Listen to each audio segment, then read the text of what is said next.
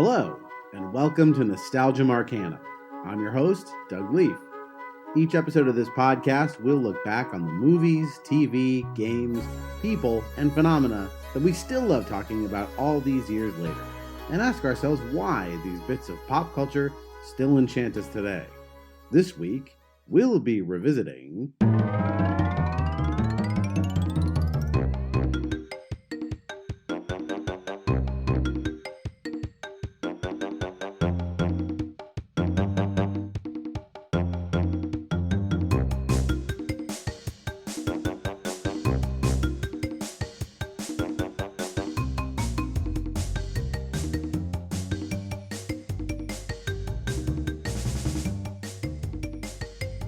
In the late 1990s, developing tech allowed game manufacturers to begin taking the fanciful worlds of 2D platformers and transferring them into a 3D space.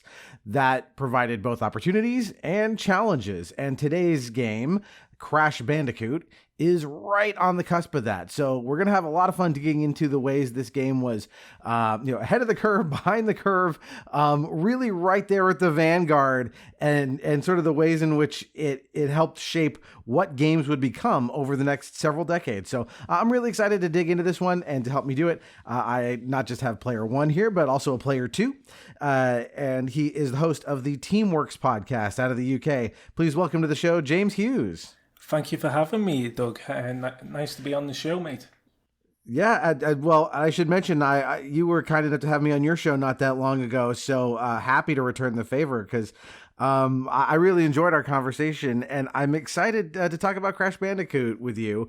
This was your pick, so I want to hear why. What is it about this game that you're nostalgic for, and what is it that you were just chomping at the bit to talk about it? Well, it was a game back in my childhood. Just remember going on the PlayStation 2 and playing it. It was just one of them games where you think, wow, it's adventure, it's so fun. And when you're a little kid as well, them type of games, it's like a platform type of game, isn't it? So you're running and you're constantly you're opening box. But to me, it was the character, the way they made the character. I mean, a fox that could spin. The favourite word was Boonaga, and I used to love hearing that voice. You just knew it was a good game when you... And it was the fact that you started off in basically, you got choices to go in each different world.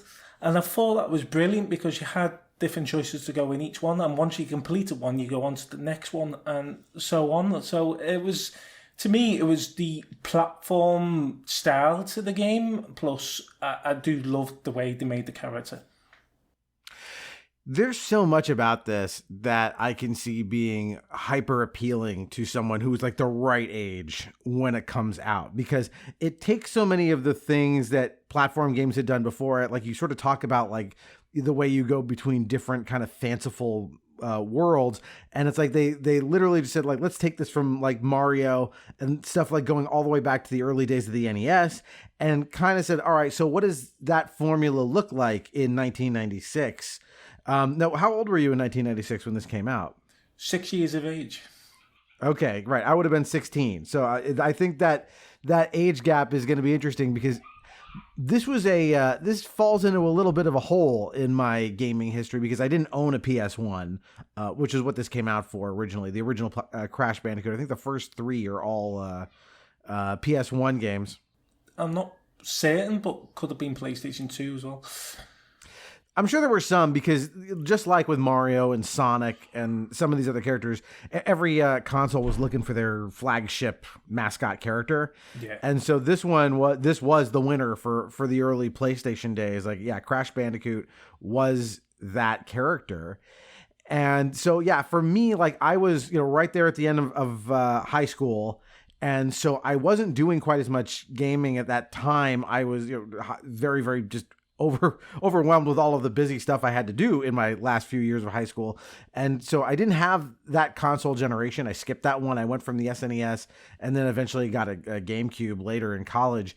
So between there, I did do some PC gaming, but most of the console stuff just kind of didn't happen. I just kind of skipped over it. And so I would see Crash Bandicoot in like dorm rooms and stuff at college. People were playing it. And I sort of looked at it and I was like, okay, this is very colorful. I see why I get that. But I never like had a chance to get my hands on it until much later in life. But yeah, like it has so much that's just like, you know, we know how to deliver this format of a game. But even then, there's more to it than that, right? There's so many things that fell by the wayside of like, does anybody still care about Gex the Gecko? Like there were tons of these things, that just went away. Crash had a little more staying power. It did, and it was a good game as well because it was one of them. When I first had the PlayStation 1, it was like there wasn't many games I played.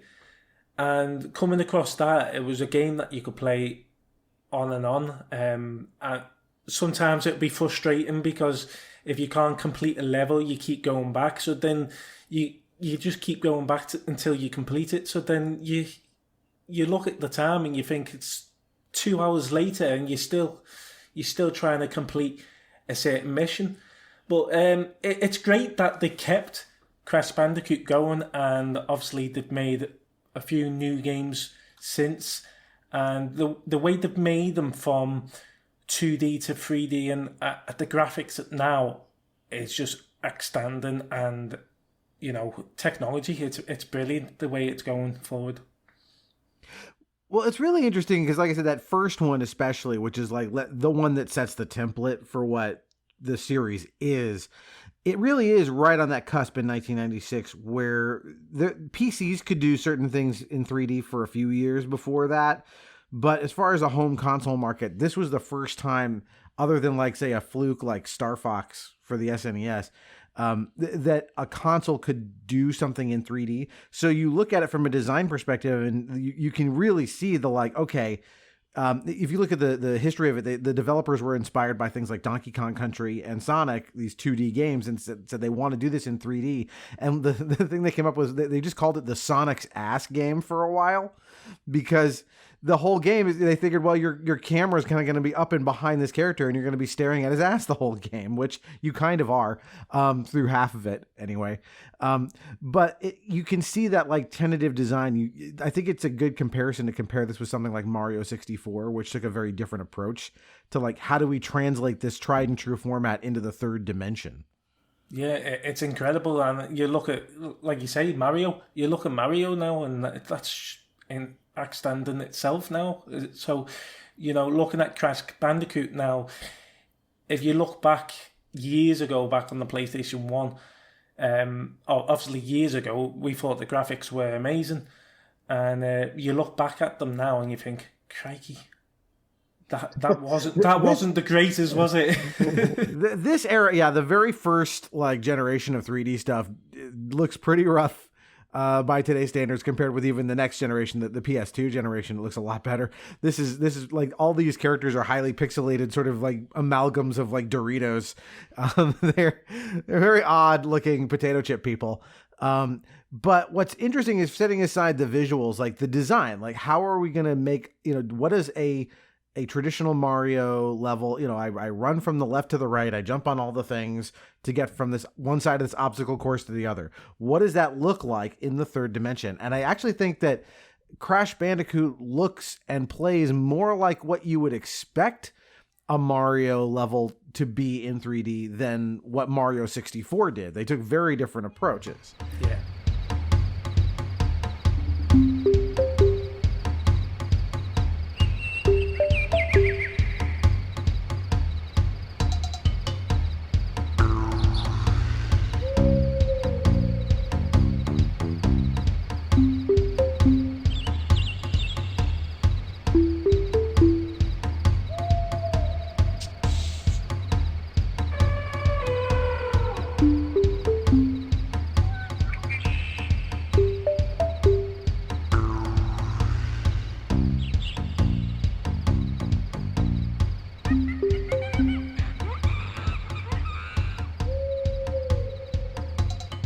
I mean, if you want to talk a little bit about like kind of what a standard Crash Bandicoot level plays like for maybe people who haven't played it. Yeah, definitely. And you know what? I think people, if people haven't played it to this day, I mean, I'm pretty sure there's a load that's already played it, but if you haven't, it's a good way to get started into the Crash Bandicoot universe. I mean, the only thing is, though, if they make another one, is it going to come to PlayStation now? Because obviously Xbox have took over the Evolution, is it? Well, I'm not sure because Naughty Dog, so this is a Naughty Dog game. This was the game that put that studio on the map. Yeah, Naughty Dog is now a Sony first-party studio. So if people don't know who Naughty Dog is, you've probably heard of The Last of Us by now. They're the game. That's a game that they made. It's none of the same creative people behind Crash Bandicoot as Last of Us, but it's the same studio. So I think any future Crash Bandicoot stuff, Sony still probably keeps in their ecosystem. I'm not 100% sure on that, but I think that getting back to like what a fundamental Crash Bandicoot level is, I mean, they're basically hallways that so you're running from one end of this hall, what is functionally a hallway, to the other. And it's relatively a narrow space. Like you imagine like Mario 1-1 turned 90 degrees. So you're actually going down the chute. And like, yeah, you can go a little bit laterally to the left and right to dodge obstacles, but basically you're running towards yourself, like towards the camera or away from the camera down this hallway as you jump over and onto enemies, smack them with a spin attack. But because of that like narrowness to these spaces, to me, that's why I said like that to me feels like we took a standard 2D Mario level and made it 3D. This was what that would look like from Mario's perspective, this hallway kind of design. Yeah, and it's incredible to see. I mean, it would be nice to see Mario going that way instead of that way, wouldn't it? You know, so it would be amazing to see what Mario looks like as a hallway, you know, running down like, you know, Crash Bandicoot. I mean, it would. That is kind of, there's at least one Paper Mario game that does that, where you flip the perspective from 2D to 3D, and that's what it does. You're now in a hallway as Mario. So they've done a little of that, but again, these games kind of give you that experience anyway of like, you know, you're when you see a bottomless pit to jump over in Mario, here it's there, but again, it's something you jump over in 3 dimensions as opposed to 2. And you have to navigate. But yeah, I'm not aware of any other series. There may be some other like also ran PlayStation games that use this like hallway format, but it really feels unique to Crash. Yeah, definitely. And you know, when Crash Bandicoot came out, I really enjoyed it. And then, obviously, you've heard of Temple Run. You remember Temple Run? Oh, sure. That's a popular. Yeah, those are still there on iPhones. Yeah, Temple Run. Yeah, and that came out, and it just got me thinking about Crash Bandicoot in that layer, you know, running down a hallway and all that. And yeah, games like that were incredible. I mean, like I say, the graphics have gone absolutely fantastic now, but they also had Crash Team Racing. And that was another fantastic game. Obviously, yeah, it wasn't more of a running down a hallway or something like that, but it was a really good game. And then obviously they brought Crash Team Racing back out for the PS4.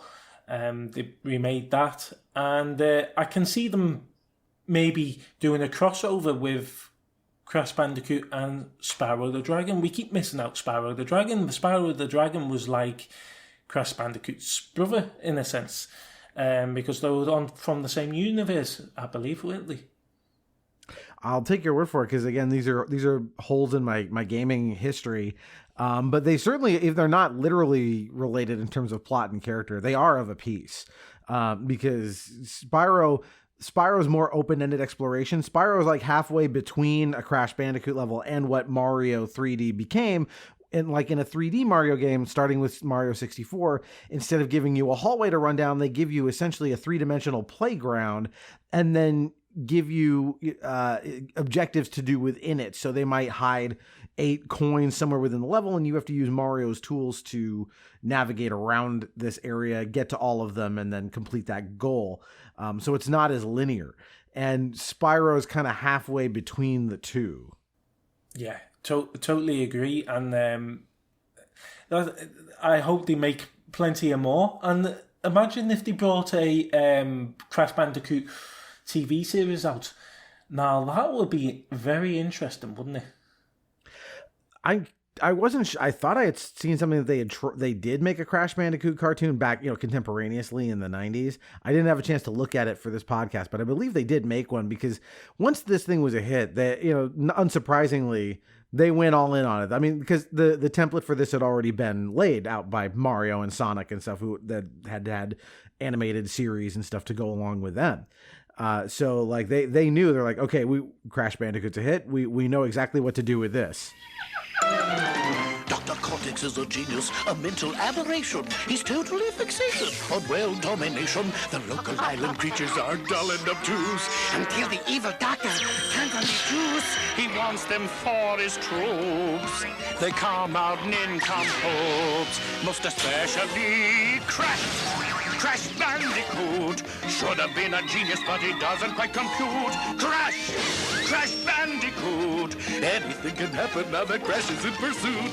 Tom has been selected for running through the blender. Crash will fight to save her. He'll never surrender. He'll vanquish any villain to set his girlfriend free. He doesn't have a clue about how to proceed. His heart's in the right place. His brain's been rearranged unsuccessfully. Crash Bandicoot. If Cortex isn't beaten, he'll reign absolute. Crash Bandicoot. Play our game and tell your friends, so we'll make lots of loot. Yeah, and do you know what? I think I remember seeing a clip of that cartoon, but also just seeing it as a live action TV series, I think would be pretty cool. I mean, you look at the last Crash Bandicoot game they brought out, they've made them look like, like he could be in the TV series already. It's got that texture of, graphics design where you look at, for instance, you look at Uncharted 4. Now that just looked like a movie in itself, didn't it? And I was thinking, what can they do afterwards? If they do make a movie, how can they make it as good as the Uncharted 4, which Uncharted 4 looked like a movie in itself? But obviously, they can, and Tom Holland was brilliant. So just imagine Crash Bandicoot being a movie or TV series. How would they go about it? I mean, they could possibly do a Mario style, like, the Mario Bros movie, where they introduced bits of the game inside it. So yeah, they could do. Well, there's two options for something like that, right? They do the Mario template, which is very successful, or they do the Sonic template, which was also very successful in saying, well, we'll take this animated character and transplant him into the real world. Yeah. And what you're talking about with that last Crash game, basically, I mean, there are lots and lots of Crash games, but there's kind of this primary trilogy of of 3 games, and then they did a fourth one very recently as like kind of a throwback and a way of the company kind of honoring their history to do that. And in between, yeah, you've got racing games and other stuff like that, but it really is, for the most part, your experience of those 3 original games. I wonder, if they want to keep this alive, do they do, something more like they did with Sonic Frontiers and, like, say, we're going to make an open-ended world to run through as Crash rather than hallways. But we should probably talk a little bit about, like, you've talked a bunch about now, what if they made it into a movie or a TV show? Like, that requires a character, not just a collection of polygons, but a personality. So do you want to, I imagine then as a kid, you must have been really enamored with the roster of characters that make up the world of Crash Bandicoot. Are there any that stood out to you? I mean, obviously Crash himself, but anyone else any of these other characters that meant something to you? In Crash Bandicoot itself, or? Well, I'm saying obviously he's the main character, but like the villains or the other side characters, were there any that you were like, oh yeah, I really like Tawny or Neocortex or some of these other characters that populate the world? Yeah, well, I did like I forgot his name. His head was like they made his head like big and round, and what was his name? Is that Neocortex, the villain with like the big giant head? Yeah. I did like him. I thought he was really good. But Dr. Cortex, we have not determined the cause of past failures. Moron! This Bandicoot will be my general, and he will lead my Cortex commandos to world domination. This time I shall reign triumphant. We are closer than ever before. Quickly, into the vortex! But Dr. Cortex, the vortex is not ready. We have no idea what it could do.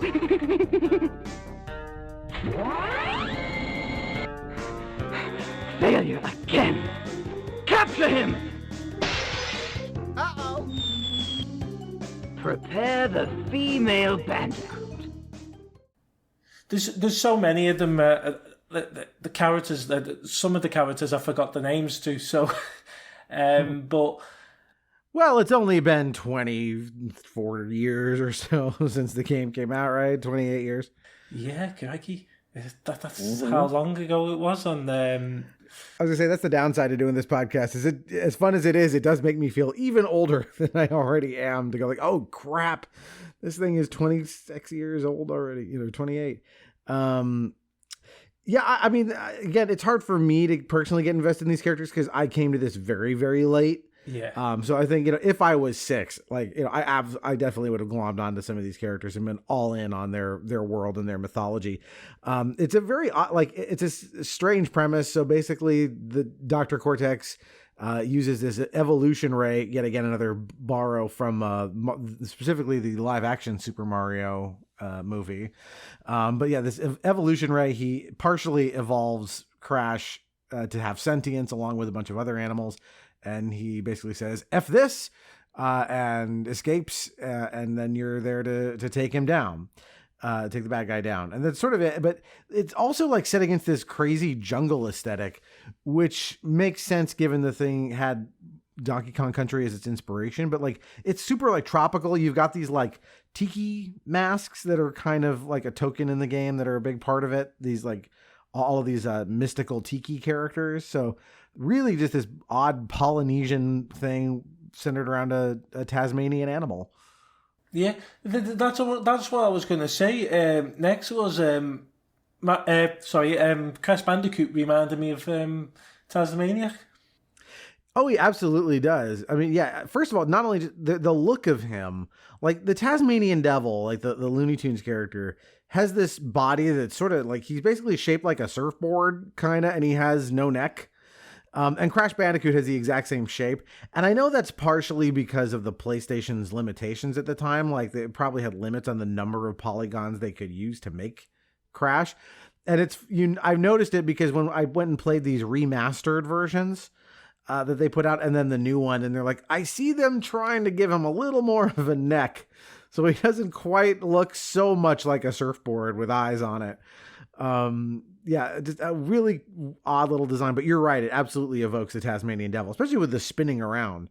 Yeah, the spinning around was, and obviously he went Bomaga, but he did, the only thing he didn't do, which Tasmania does, is he puts his tongue out and spits, doesn't he? Yeah, he doesn't. I can't even remember Crash talks very much. I feel like he's kind of a silent protagonist in one of these. He makes like little noises and stuff, but he doesn't. The other characters around him all are verbal, but he's just. Am I crazy or am I right? I can't remember. Well, when it was game over, if you didn't complete a level and you failed it, he'll go, "Oh no," or something like that. But no, he didn't say many stuff. I mean, he made like a few little noises, but there was noises where you think they're like. Little cries and stuff like that. But no, he didn't make much noises to say, "Oh, who spoke?" in that sense. But, yeah, he doesn't have like dialogue options and stuff like that for speaking with other characters. They all just kind of talk at him. But he doesn't. He also like they are cuter noises than something like the Tasmanian Devil, which would just be like, he doesn't sound like that. He is cuter when he does vocalize.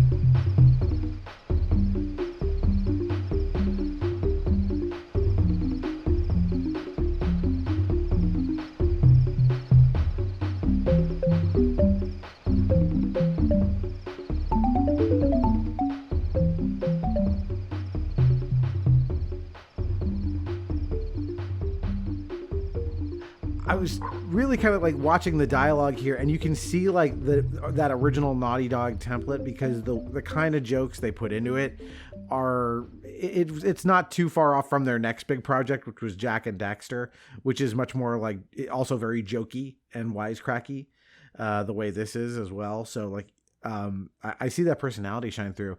The real interesting thing is those levels, like you said, you played this at age 6. Some of those things are hard. Like there was one that was so hard in the first Crash game that like I just noped out and was like, all right, I'm going to go play some of Crash 2 because I can't take it. Like there's some, like there are just very, very like challenging in terms of like having a very slim margin for error. Yeah, definitely. And you know what? Just thinking of it as well, we was talking about Crash didn't make many noises or anything, but then when they made these new games, they made them so he can actually speak, which I thought was incredible. Because you're obviously thinking, how would he sound like if he's actually speaking? But they did a good job. Yeah, and he still sounds, you recognize it as the same character that he's always been in terms of those little vocalizations. It still matches.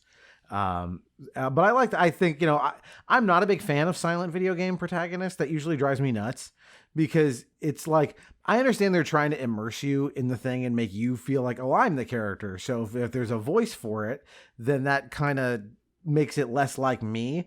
But for the most part, that generates a world where everyone is talking to you and you say nothing in response, which is like, no one goes through life that way. That's baffling. It's really strange. And like, I don't know, that always rubs me the wrong way. Like I'll accept it in like a Souls game, where you actually do have dialogue options. You just don't hear what the character says out loud. And it's a lonely, isolated, creepy experience. But when it's like a cartoon like this, it is very odd that like all these characters are talking to you and all you do is like kind of, eye rolls and, spit takes and stuff. So yeah, I'm glad they gave him a voice, because that, at least for me, that always rubbed me the wrong way. Yeah, definitely. Because when they brought it out and he was talking, I was like, oh my God, this is actually good. It's more of a story to it now. And you get to know the character a bit more. Which I always think when a character speaks, you get to know them a little bit more. But obviously, back on the PlayStation 1 when it was just him running and he was just making a few noises. Yeah, you were saying, well, this is him. All he does is spin around, make a few noises.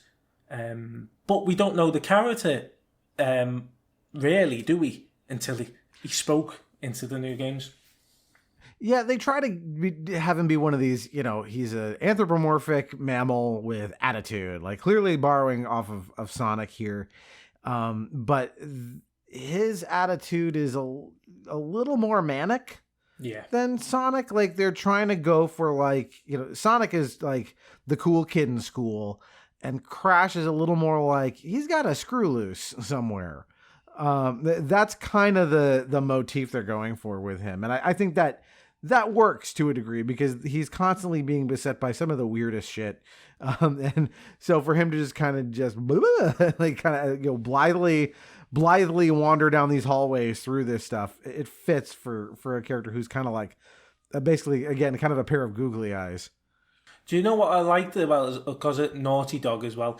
Naughty Dog done some crossovers with games through the years, and they did one with Crash Bandicoot. You remember in Uncharted 4, there was a mission where you played on the PlayStation 1? I'm gonna go ahead and do the dishes. Stop, I'll do them. No, You did them last night. No, you cooked. I cleaned. It's fine.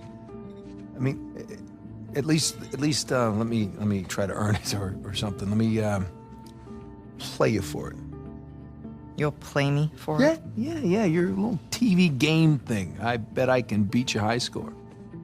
You think that you can beat my high score on my TV game thing? Yeah, I think you're scared now. You don't even know what it's called. I don't need to know what it's called. I've seen you play. It's Right. jumping and running, and I have a natural talent for that. really? So, what do you say, chicken? Is it a bet?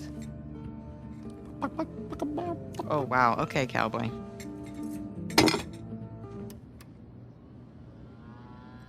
Okay, watch and learn.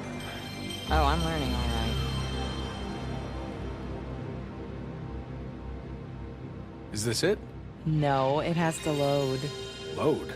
Yes. This is taking a really long time. You have no patience. When you turn something on, you expect it to... Okay, here we go. Crash Bandicoot. Is there a problem? No, just, how do you make it go? Push the start button. I knew that. All right. I got it. Okay, so you want to run towards the camera. Run to the camera. Got it. And the circle button is your spin attack. Spin attack. Yeah, press X to jump. Right, which one's X? Right thumb. Okay, run away from the boulder. Why is the boulder chasing me? Just run away from it. I did nothing to this boulder. That spin hurt. Watch that pit. This was really a cute thing. This was an awesome kind of like flourish when they did this. That there's a level in Uncharted 4 where the characters, are like there's no action happening. It's all character building, and they're just sitting down at home for a night at home. Right, we're trying to build up their domestic life, and one of them challenges the other to play a video game, and they sit down to play it, and it's Crash Bandicoot. But they actually let you, the player, play one level of the original Crash Bandicoot as part of, like, within this other game. I thought that was really cute. I thought it was brilliant, and the reason they did that as well, I think it was an Easter egg, because I think about a year or two later, they brought the remastered version out of Crash Bandicoot. They brought the Trilogy, was it? So they had 1, 2, and 3, wasn't it? Yeah, it's called like the Insane Trilogy or something. That's what I have. And then that was just amazing the way they did that through Uncharted 4. And you got to play the original. Yeah, definitely. Yeah, it was a sweet homage to their history, but also a way of like reminding you, like, hey, remember this? This is a thing. Guess what? We're going to do more of it soon. It's a bit of synergy I can actually get behind as opposed to just being naked commercialism. It was clever and cute, so I was on board for it. Yeah, same as me. And as I believe as well, they brought Crash Bandicoot in, was it Skylanders? It's possible. I know they've put him in other things. I was trying to remember if they had put him in Smash Brothers. I don't think they've done that yet. No. But that somebody's got to be thinking about it. They did do a bunch of like, so Smash Brothers, for people who don't know, is a 2D fighting game where you choose from a roster of different Nintendo properties, so you can be Mario or Link from The Legend of Zelda and Samus from Metroid, and you fight each other in a 2D plane. But they started adding in characters from other franchises as little like, hey, we're, surprise, guess who's here? It's, Solid Snake from Metal Gear. They'd put them into these games. And so they'd put like maybe like 2 or 3 max into a game. And I know they did Sonic. Of course, then Nintendo acquired Sega, so that wasn't such a big deal. But putting in Snake from Metal Gear as a Sony character, that was definitely a stretch. Somebody had to get involved with lawyers to make, to have the rights to do it. I suspect there have been discussions like, we want to get Crash in there, but who knows? Because Sony made their own fight. I don't know if it was the biggest game in the world, but they did make a Sony version of that where their characters fought each other, and Crash must have been in that. I'm pretty sure he did. But do you remember a game called PlayStation All Stars? That's the one I'm thinking of, yeah. Now, don't think Crash was in it, but I remember they brought quite a few PlayStation characters in it. Like you had Sackboy from Little Big Planet. You have Nathan Drake from Uncharted. I think you have Kratos from God of War. Yeah, a few other big name characters. And that was a good game in itself when they brought that out. But I was hoping to see Crash Bandicoot in there or make appearance anyway. Yeah, if he didn't, that's kind of surprising because, again, this was the marquee character for the PlayStation for a long time. I don't know that you would even have a character for PS2 era that would be considered their maybe Kratos, actually, from God of War would have been it. Yeah. But they've never quite had like a long-running character the way Nintendo and Sega have with Mario and Sonic. It seemed like Crash was positioned to become that, but they kind of let the series fall by the wayside for a long time until they kind of recently picked it back up for guys like you who are nostalgic for that era of their gaming history. So how many of these did you must have played all three of the main, Crash Bandicoot games back in the day. Were there others that you were also into, or? Yeah, well, I started Crash Bandicoot 4, but the thing is with me is that I'll see a new game come out and I go, oh yeah, let's buy that. And me and my mate will go halves with it because we do game share, which obviously you can share each other's games. So we only go halves on games. So we buy more games. It costs us less in a sense that we're paying half each, but then you buy more games, so you're spending more. So what happens with us is we'll buy a game, I'll start playing it, and then we'll see another game. I'll stop the game that we bought recently, and I'll go on to the other one. My mate will just play that last game that we bought, play that out, complete it, and then go on to the next game that we just recently bought. But I don't do that. I'm like always 60%. Okay, so you keep dipping a toe in, but never actually finishing anything. I will usually play something until I beat it. I'm not the kind of completionist who's like, I need to find every hidden thing. I need to do every side quest because I don't have that kind of time, and I'd rather experience something new than go there. But I will usually finish something unless I'm really just disenchanted with it. And I'm like, life's too short. Forget it. And I'll nope out of a game, but mostly I will finish what I start. Here I didn't finish Crash Bandicoot, not because I wasn't, intrigued by it, but mostly because I was playing it to just kind of familiarize myself with it. And it didn't really quite get its hooks in me, maybe because it was just so hard. I was like, I'm not in the mood for that kind of a challenge right now. I'm gonna be a weenie a bit and kind of back off here, because some of that stuff, like I said, is like, you got to do a whole bunch of very precision jumping, and the perspective of having Crash coming toward you or away from you directly is a little tricky sometimes, because you're on, there might be a quote unquote 3D image, but you're playing it on a 2D television. So your ability to deal with perspective is a little warped. It's your depth perception is not fully functional when that's happening. So it's a little hard sometimes to go like, oh, I thought I jumped and I correctly positioned Crash over the next, plank on this collapsed bridge. But in fact, I'll just fall right through a hole, and oh well.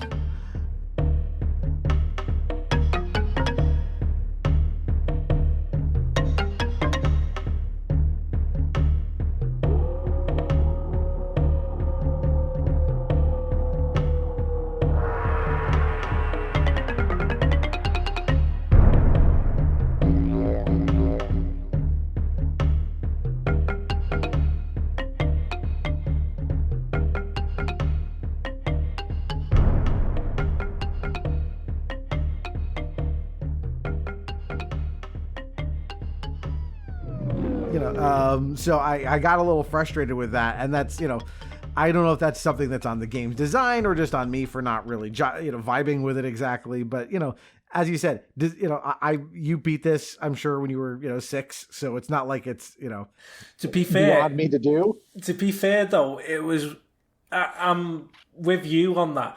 There were certain missions, if you don't press the jump button in time, you fell down a hole. If you didn't jump at the right time when there was a wheel coming across, you got squashed by a wheel, and then you go back to the beginning and you keep trying, and there's just certain missions where you think, oh my god, am I really still trying? Two hours later, still on the same level. Yeah, I don't know how to feel about that, because on the one hand, like when you're a kid especially, you're willing to just beat your head against that, until you finally, prevail over it. And I think, well, that's beyond me. But then again, I'll like go and like beat Melania in Elden Ring after 200 tries and go like, how is that any different? For me, trying to deal with this mechanically, highly challenging thing with zero margin for error, like it's functionally the same thing.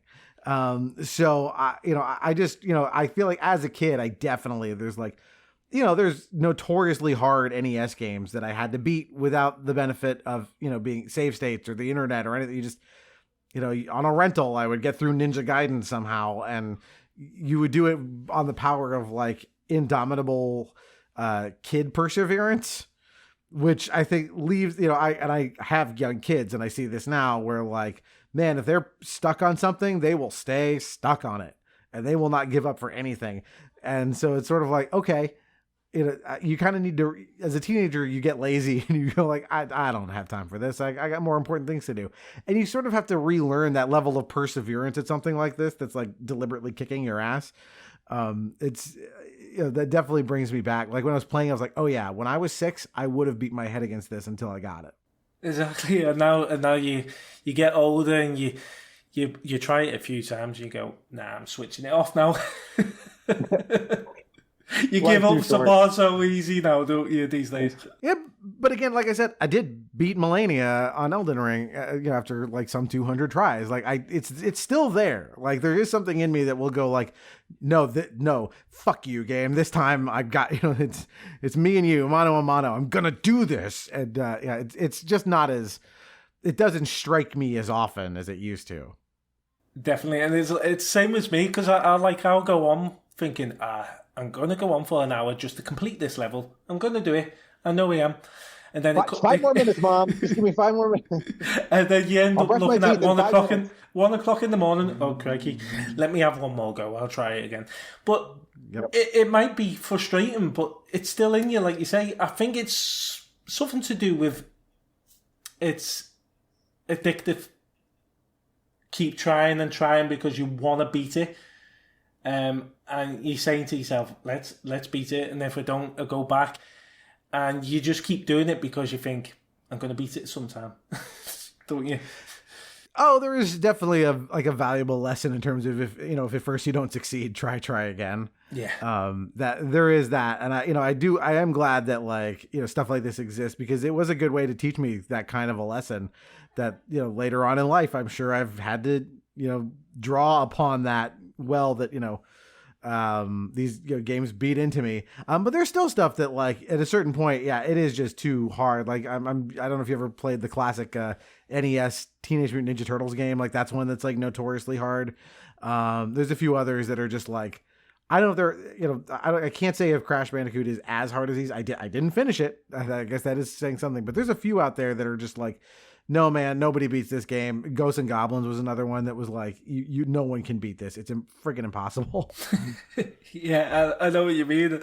And that's with me is I think I'm going to complete this, but you never do.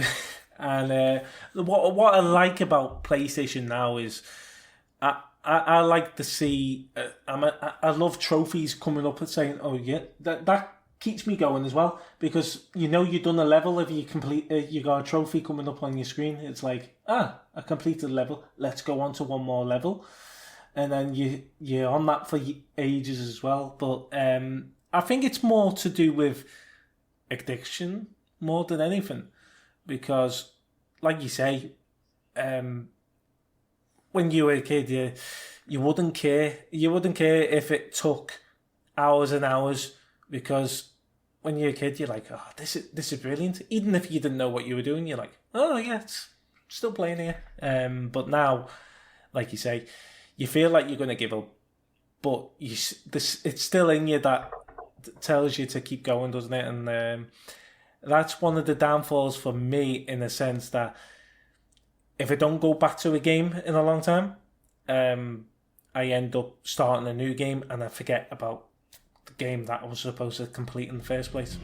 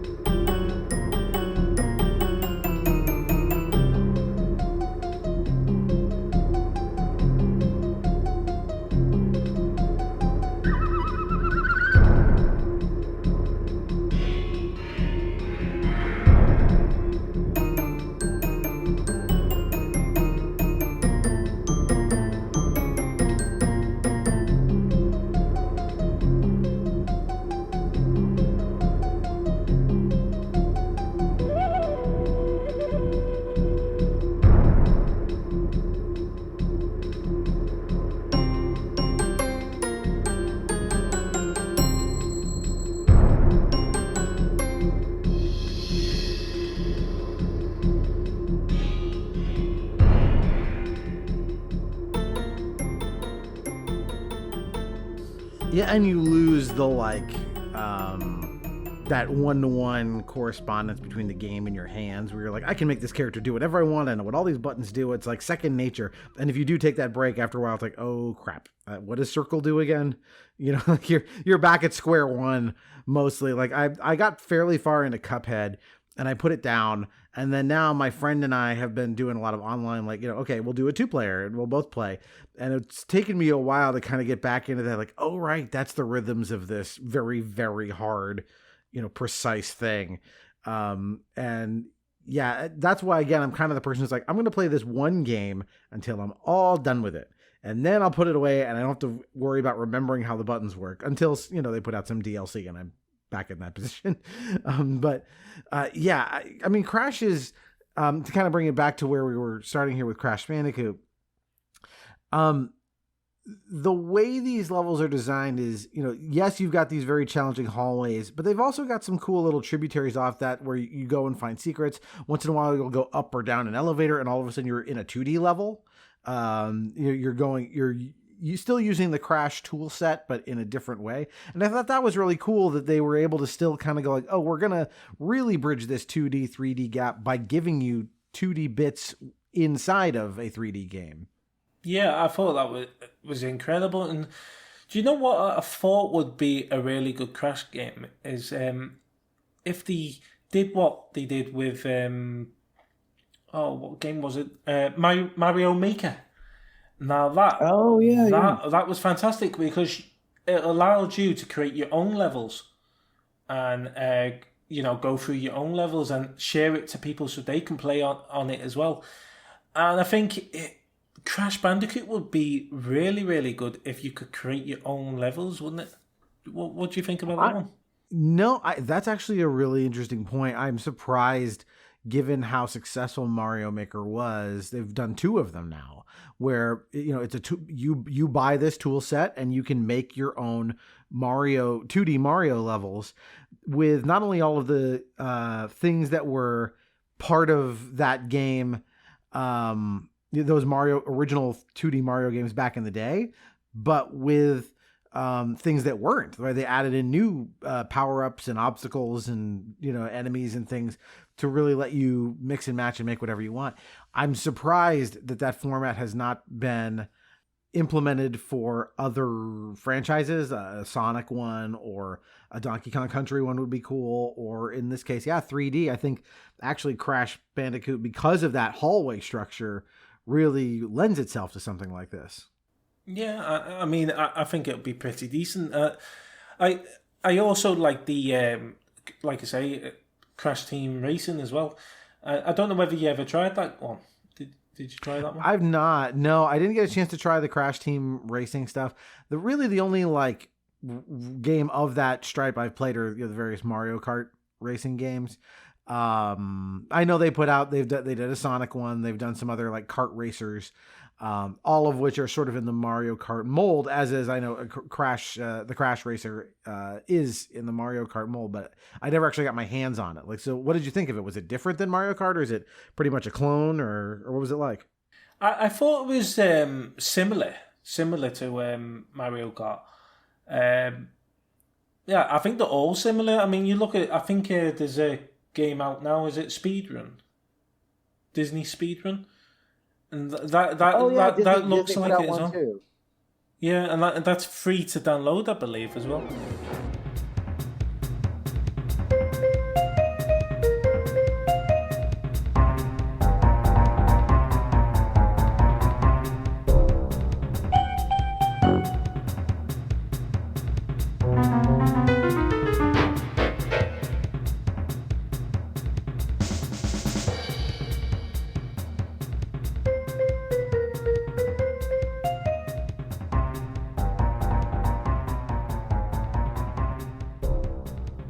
Yeah, I mean, all of them. It's one of those things where, like, you know, the Mario Kart formula is sort of like, it's so strong that it's people kind of go like, well, you know, you're not going to do it better. You might be able to do it slightly different, but like that just sort of, it felt like they solved an equation with that one of like, this is how you do it. Like, don't try to do it another way. It's only going to be, you know, down from here. So yeah, I have not tried the Crash one. But yeah, so you said it's pretty much like the Mario Kart racing thing. It's like a bunch of different courses. You've got little, I assume, power-ups you find along the track that let you act offensively or defensively against the other racers. Yeah, so basically, you know, on the original Crash Bandicoot, you had the boxes, then you crashed into them. There'll be apples. There'd be a mask. I forgot what it was called. I keep forgetting what that was called. But also you had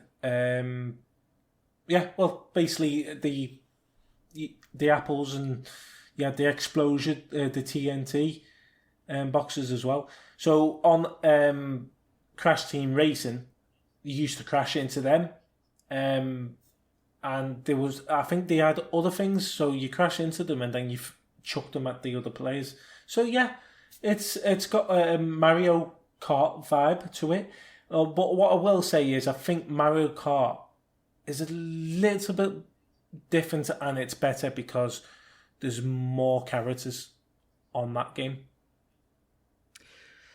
Again, it's one of those things where like it's their playground, you know, so they're the ones who get to make the rules, and it's understandable that they would sort of have the most command of that. Did they ever expand Crash into other kinds of stuff? Like, you know, there's like Mario Golf and Mario Tennis. Like, did they ever follow the template all the way down to that kind of stuff too, where there was like other kinds of Crash games? I don't think they did, you know, and that's one of the things that I thought they might have gone down that way. You know, they could have had, you know, Crash Team Golf or something like that. It could be named Crash Team Golf, or you know, Crash Football maybe. You know, you could there's all things that they could make a little bit different. But no, they never did it, which I thought was sad, because you look at the Mario and the Sonic games, you know, they did the Olympics. That was another good one. Mm-hmm. Yeah, the Mario and Sonic Olympic games. I, again, never played them, but I was aware of them. Yeah, that was on the Nintendo Wii. Any other like special Crash memories from childhood that you have of, like, you know, opening the thing on Christmas, or just like playing it with a sibling or anything like that? Yeah, it was basically, you know, my first highlight was getting a PlayStation. The very first PlayStation. I mean, it was only called PlayStation, if you remember, and then the little one was PlayStation 1, which people got confused. I mean, you could basically say the big one is the PlayStation 1, but it wasn't called the PlayStation 1, was it? It was just called PlayStation. So opening that for Christmas was brilliant, and then obviously getting the first Crash Bandicoot game. Oh, it was just like, you know, any kid at Christmas and they open something like that. It's a brilliant feeling, and then obviously you have your breakfast and your parents don't see you for the rest of the day then. Yeah, of course you get a new toy and you have to, that is now your new world. James, we're kind of coming up on time, so I just want to give you the floor and ask you, why do you think it is that people still love Crash Bandicoot? Here we are, pushing, 2.5, 3 decades on now. I think it's because it was probably the very first proper PlayStation character that everyone adored, because it was just obviously this fox, with nice chilled fox, and I think he was a fox anyway, unless I got that wrong. But he's a bandicoot, right? He's got to be a bandicoot. Yeah, he's got to be a bandicoot. Yeah, I think it was one of them, wasn't it? He's one of the longest PlayStation characters, and because they brought him back, I think it's just people are like, oh my god, Crash Bandicoot is still alive. It's one of them. Even though he didn't die, but they didn't bring any games at all out since the last release, which I don't know whether it was PlayStation 1 or PlayStation 2, but that's going back so many years ago. And then to bring a PS4 game out of it, and then obviously remastered version of Crash Team Racing, because I believe Crash Team Racing was on the original PlayStation as well. I think people it's because he's just adorable character, and one of the very first PlayStation characters to be on the consoles. So I think people still love Crash Bandicoot because of that reason. And I think they've done really, really well with him, because when you look back on the PlayStation 1, his fur didn't look like fur, did it? So it was one of them. He was like, does he actually have skin? But now that they brought him out again, the graphics are amazing. You can actually see his hair standing up. And his nose at the start was like that, squashed with his eyes, and he had 2 little eyeballs. It was like, he looked gauzy at one stage, I thought. But now they've stretched his nose out. He's got a proper nose. I think they've done a brilliant job. And who doesn't like Crash Bandicoot? I mean, I think that's it, right? I think the secret is, you never forget your first love. And if you're a gamer of a certain age, like this hit you, it's the right character with the right format at the right time. And there's just not much more to it than that. I mean, it's a winning combination. So, James, I want to tell the folks a little bit about Teamworks and where they can find you. Yeah, so Teamworks is a podcast to do with gaming and beyond. So we talk about the gaming world and anything else that people would like to talk about.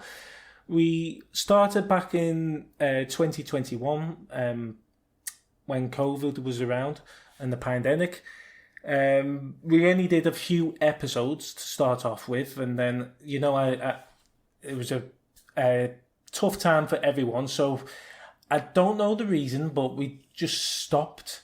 And then I came back the other year and I said to my mate, I said, do you know what? We need to start it up again. I said, but I've got a really good idea. Why don't we invite guests on our show each week?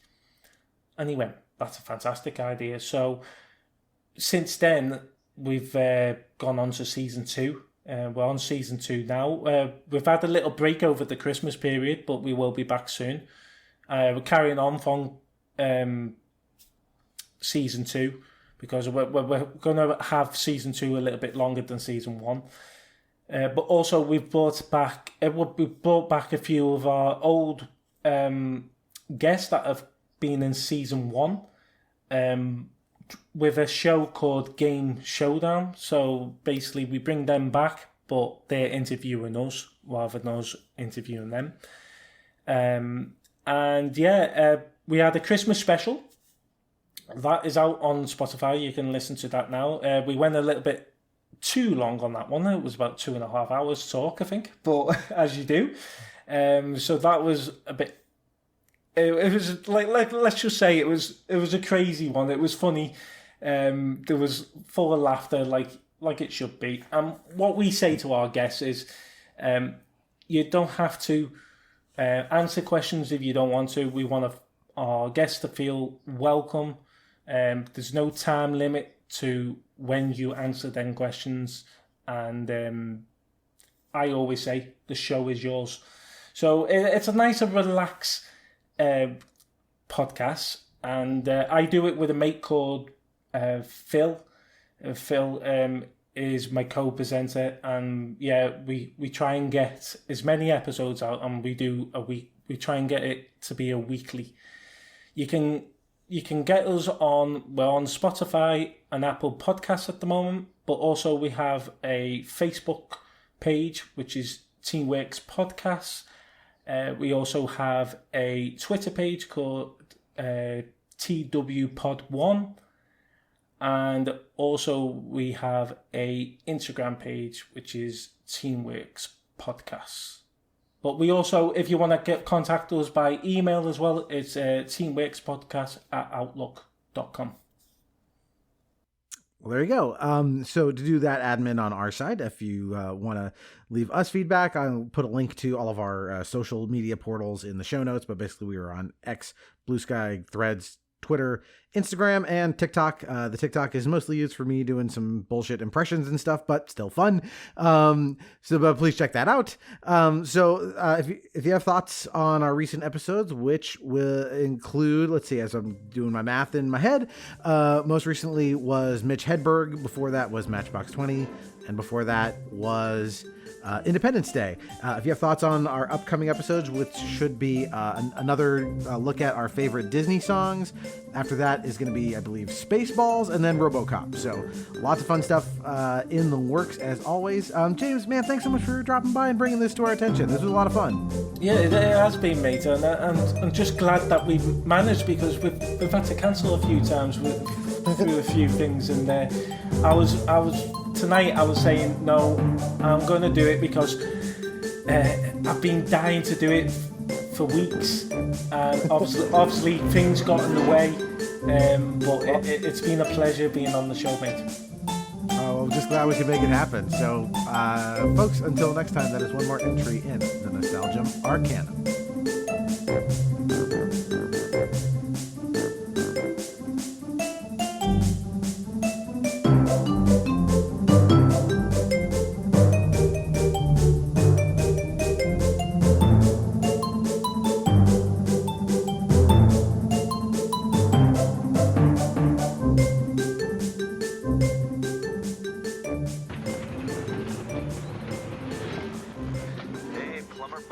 Mustache Man, your worst nightmare has arrived. Pack up your stuff. I got a little surprise for you here. Check it out. What do you think about that?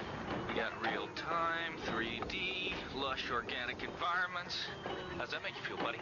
Feel a little like your days are numbered? I'm gonna have to ask you to leave. You're hurting my elbow. Is that Italian? No, Bandicoot is an Australian name.